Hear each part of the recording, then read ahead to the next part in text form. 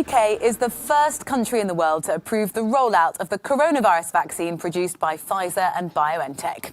The British medicine regulator has determined the jab, which suggests it offers up to 95% protection, is safe for widespread use. Immunisations could begin within days for people in high-priority groups.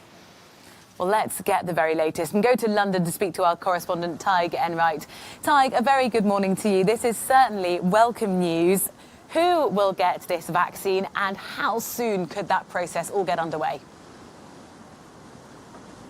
Hi Rosie, good morning to you. Well, the when is next week, we're told. As early as then, the first of 10 million doses of this vaccine, enough for 5 million people, is on its way and should be here soon. There's a total of 40 million doses on order from the UK. That's enough for 20 million people.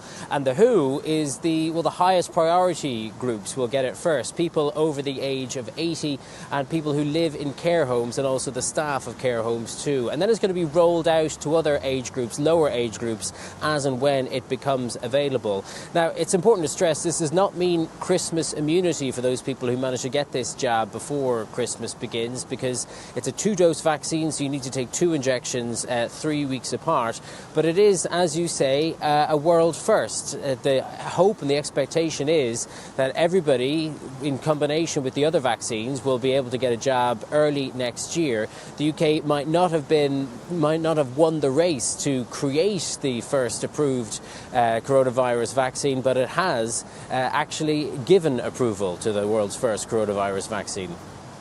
In the meantime, in England, Tig, I know that the lockdown is lifted and tiers have come into place, because this is brilliant news about the vaccine, but we're still living with restrictions for some time to come. As lockdown is sort of officially over, what's the system in place now?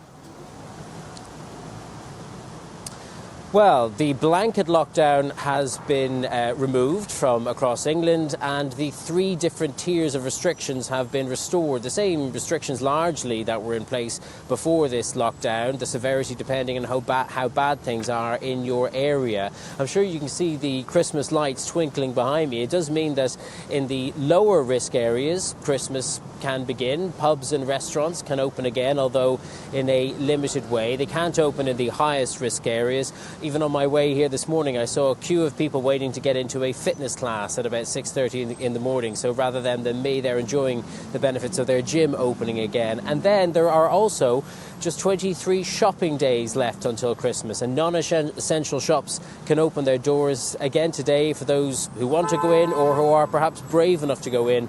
Of course, many people will have turned to the internet to get their early Christmas shopping done. Many shops are planning creative ways to help people, opening for longer hours. Some department stores opening 24 hours. The one behind me here will be creating a virtual queue so people don't actually have to stand outside in the code before they get in. And I think all retailers will certainly be hoping that people will actually come out and shop between now and Christmas. Tig, thank you very much. Our correspondent there in London.